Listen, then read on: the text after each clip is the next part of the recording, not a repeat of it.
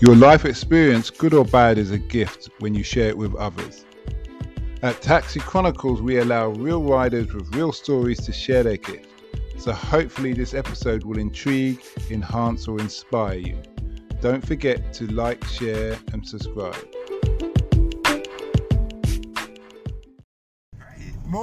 Morning. Yes, we're back with another episode, another rider. Today we have a true tattoo artist. He is covered. He's covered, but with ink, as they call it. I don't know anything about tattoos. I only heard about a program called Ink one time, so that's why I'm talking like that. But we're going to interview him about his love for tattoos and why he's in the industry, what motivates him, and all the rest. So let's see what we can learn. And also, if you want to get some tattoos, he's probably the man for you. Nice to have you here today, Patrick. Nice to meet you.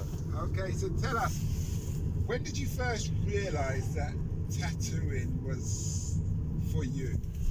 I mean, when I was a young kid, I was growing up on the council estate, and I saw the people with tattoos, coming out of prison, that kind of thing.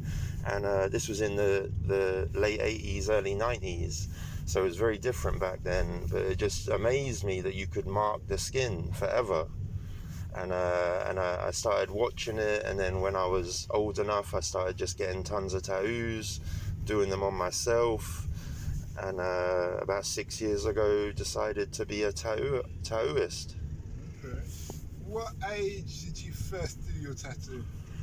I first got one I did one on myself when I was about 15, just messing around with a little compass and some ink. And then I started getting tattoos in shops when I was in my teenage years, and then it just took off. What did your parents say about that? My parents didn't find out. I was raised not so much with my parents, with other people. Okay. And then I moved to America when I was 17 for like 5 years. Okay. So I was getting them out there and then come back. I guess my mum found out when I was about 25, 26, and I already had quite a few by then. And but yeah, she gave me a hard time at first, but once she realised that it doesn't change you as a person, and especially now I've got a nice little career out of it, do you know what I mean? Before this, I was working in care homes, in hospitals, in mortuaries, in train stations. So this tattoo life is a nice life. Suits you. Yeah, it suits me. Yeah, that's what it is. You find your calling, you found your purpose. Exactly, that's how I feel. Like, it's my calling, isn't it? So now I'm employing people, I'm saving up to get a mortgage, all that. So you've gone from far. Yeah. So was you doing tattoos in America? Nah, I was there to play basketball. Oh, is it? Oh, yeah, you are. Yeah. I used to be one of the best in Europe and all that. Okay. So I got scholarships out to America to play basketball at high school and university, and then come back here and play professionally for a bit. Okay, and what was that experience like? It was interesting, but I was young and like I'm from, just a nowhere place in England, and all of a sudden I'm living in America, flying on private jets, I'm on TV every day, in the papers every day. What team and what state were you in? I was in North Carolina, so I went to high school and university in North Carolina. Okay. Which was good, but I started getting tattoos out there, and then when I come back to England in like 2003, all of a sudden tattooing was popular. It was considered art, like people was being creative, do you know what I mean? And that just blew my mind, and I started just getting bare tattoos, and yeah, I just took it from there. Okay. What did you learn in America from your experience? I mean, I learned how to be independent, teamwork. I was working out there because I didn't have a work permit, so I was doing like under the table jobs. So just give me a good work ethic. So they gave you a scholarship. Yeah. And they paid for your education. Yeah. But you're not allowed to work. Nah, I didn't. How are you gonna provide with your needs? Well, that's the thing. Most people have families to help them out, don't they? So I didn't necessarily have that so much. I mean, my parents helped me out as much as they could, but yeah, I had to work still. So I just looked. I worked in all sorts of places, varnishing floors, you know, moving fabric in a warehouse, you know, driving trucks, all sorts. So you must have been like what they stereotypically, what the Mexicans. Yeah, exactly. I was working with a bunch of Mexicans, a bunch of, you know, single mums, you know, them kind of people. Okay, so you're all on the same boat. Exactly. Fighting for immigration. Exactly. Just, you know, just the working class. Like, I've always been working class, and that must have been, that must have been real life, real time experience. Yeah, real nice experience. Like, you hear their stories about how they. Yeah. I mean, I've had it all my life with people with a bit of a struggle. Do you know what I mean? So, but out there, like, it's serious, the struggle. Do you know what I mean? Okay. But they were good people. Like, I enjoyed it. I was happy. I've always worked, you know, all my life. So it was nothing out of the ordinary for me. So they weren't brought over by the cartel or anything like that? Nah, I don't think so. Just regular people trying to make $1. Do you know what I mean? All right, that's interesting. So what would be your advice to somebody who wanted to get into the tattoo game as a younger person? Well, it's the best time ever to be getting tattoos, and if you want to do tattoos, it's the best time ever for that as well, because there's no rules anymore. You don't have to do an apprenticeship. I just taught myself, and there's a market for everything. Do you know what I mean? Like, any kind of tattoos someone can feel like doing, they can find a market for that, which is great. So there were rules before?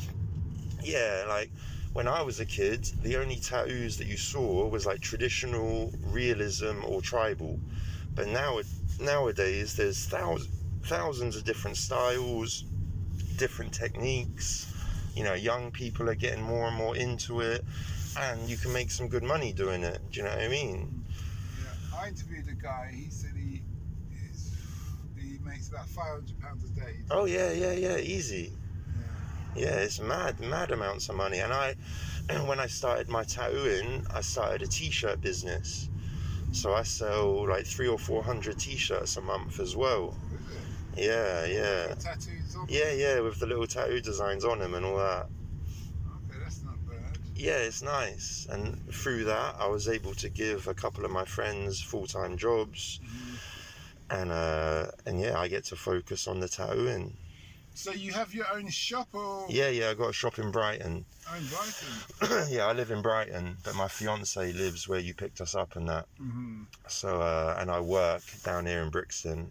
Mm-hmm. Doing the same tattoo? Yeah. Okay, so I was going to say, Brighton, when I went down, no disrespect to Brighton, but when I went down there, I looked at this place, I thought, this town looks like it's dying, and it's only hanging on by that's the thing. flats of London. Brighton's got a lot of problems, but it's always going to be busy. But the homeless situation down there, the drug situation down there is real serious. I mean, you have something similar in London, but in Brighton it's such a small place that you can't go nowhere without, you know, I've got to walk around a dead body at least once a month. Do you know what I mean? Yeah, non-stop. Well, from ODing? ODing, stabbings, you know, freezing to death. It's I looked at this place and I thought, this is quite, you can see it's got signs of decay. Oh yeah, for sure. I mean, Brighton has seen the highest increase in homeless population of any city in the UK in the last 10 years. And it has the most heroin-related deaths per capita of any city in the UK. So a lot of people think it's this like middle-class kind of student city, which it is in a way, but in another way, there's some griminess down there. Do you know what I mean? What's the most frequent kind of tattoos? I tattoo mostly my handwriting, just little words. Do you know what I mean? Most of my tattoos are small on people that don't have like tons and tons of tattoos. They're just getting their first or their second, you know what I mean? Oh, so they're getting names or initials? Yeah, stuff like that. Little song lyrics, stuff like that.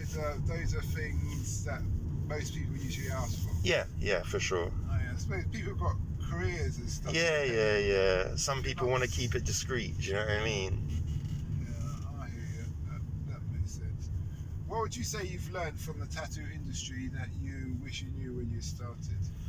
I just wish I knew, like, the business side of it, do you know what I mean? Like, I've learned how to sort of make the most of my time and who to work with, who not to work with, you know, where to go, you know what I mean?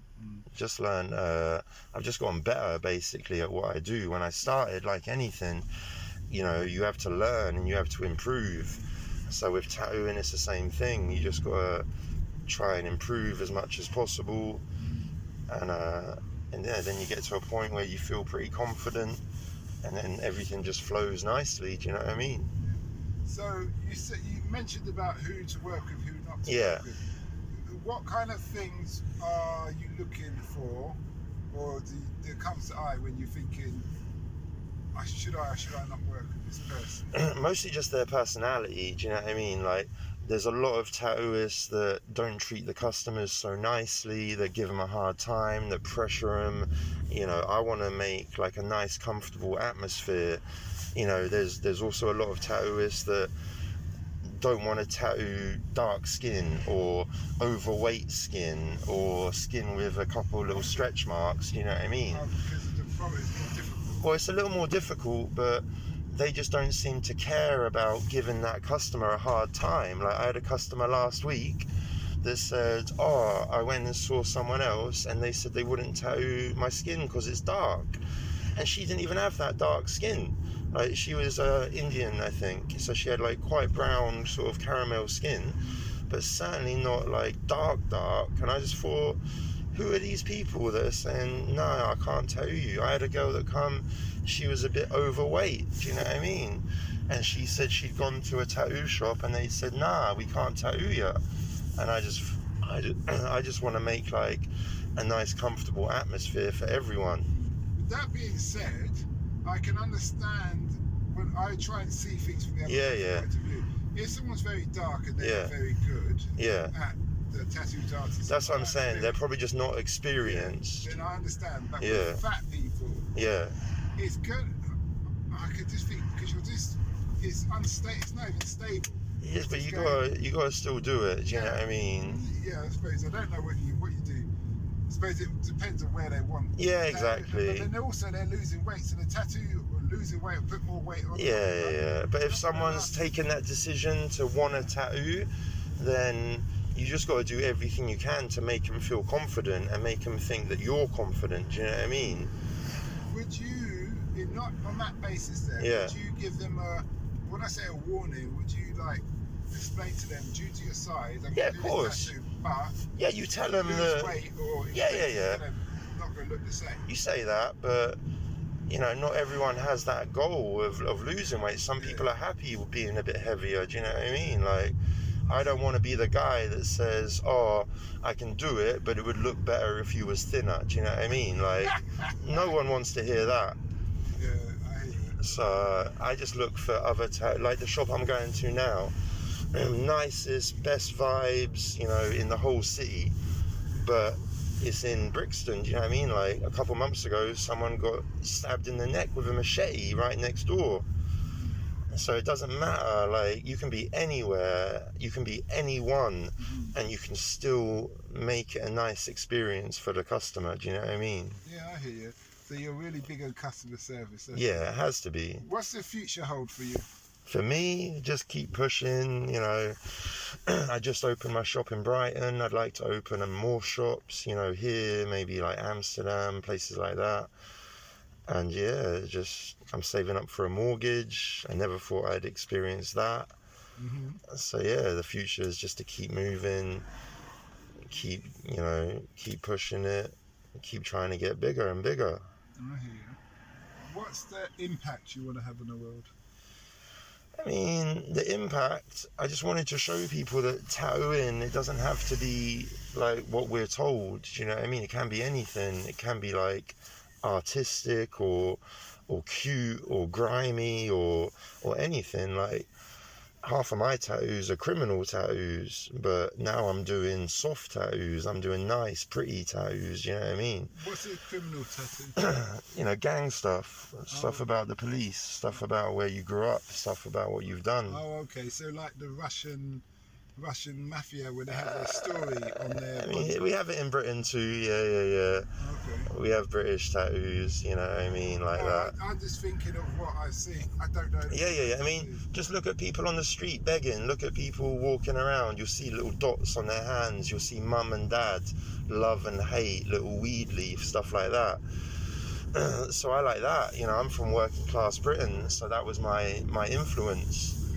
And that's what I try and show to people, like, you can get any tattoos, and a lot of people in Britain are not from a lot of privilege, you know what I mean? So, yeah, I just like getting influence from walking around and that. You've been a great guest. Thank you. My last question to you is, what would you say to the 16-year-old you? 16-year-old me, stay out of trouble, stay in school, all that. I wish I'd done some of the stuff normal kids do, but not everyone has that opportunity, I guess. But yeah, just tell myself to chill out, basically. Wait for something good to happen. Where can people find you? My Instagram is at european.sun.420, and I work at Ink House London in Brixton. Do you want to spell those two for us, for the company? Yeah, the Instagram is just European. I can't spell that well, I'm dyslexic, but european.sun, SON.420. And the shop in Brixton is just Ink House London, LDN. And just a reminder to the listeners out there, you will be able to press on his link below this episode, where you'll be able to take it straight to his places of business and his Instagram. Lovely, thank you so much. It's been a pleasure. For that, and we wish you well, mate. Thank you.